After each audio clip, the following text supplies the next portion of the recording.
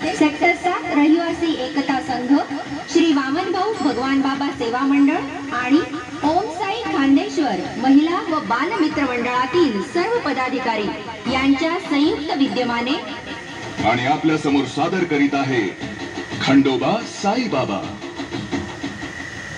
साईबाबा कलियुगात श्रद्धा आणि सबुरीचा दिव्य मंत्र घेऊन अवतरलेला एक महान संत।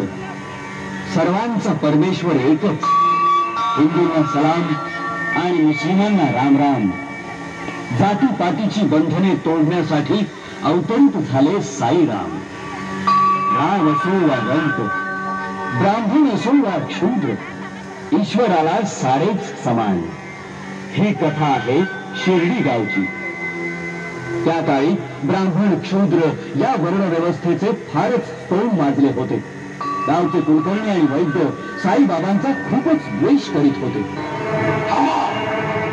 आणि तो चमत्कार पुरुष त्याच्याकडे आमचे मंदिर भ्रष्ट करायला इकडे पण साईबाबांनी बाजारातून बरे झालं माझ्या बाबांना खंडोबाला नारळ आणि फुलं वाहायला सांगितलं। तो चमत्कारी पुरुष असेल तर खंडोबा तिकडेच बोलून घेईल।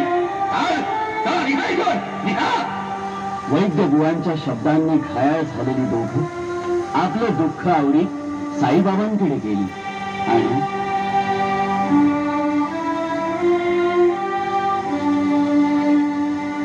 काय झालं बाळ? बाबा बाबा आम्हाला मंदिरात जाऊ देत नाहीत। का? ते लोक म्हणतात आम्ही शूद्र आहोत। हा ते तसंच म्हणून, कारण तुमच्यासारखी मानव सेवा ते नाही करू शकत आणि म्हणूनच ते तुम्हाला शूद्र म्हणतात। जा बेटी जा, त्या दगडाजवळ ठेव नारळ आणि फुलं। साईबाबांच्या आज्ञेवरून रमैया आणि विद्या यांनी एका दगडासमोर नारळ आणि फुलं अर्पण केली।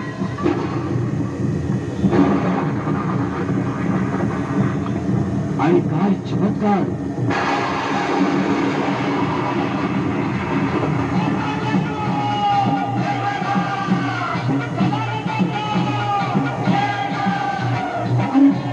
चमत्कार झाला कोणी अगं साक्षात खंडोबा, अगं शिरतील हो बाबा, साक्षात खंडोबा चालू। हो खरंच चमत्कारच झाला बाबा, खरंच।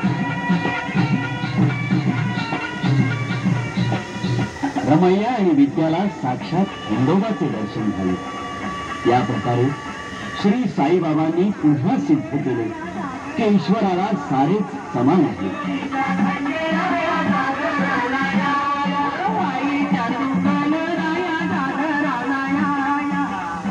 आपणही विनम्र भावाने सुख करता दुःख करता श्री गणेशाला प्रार्थना करतो।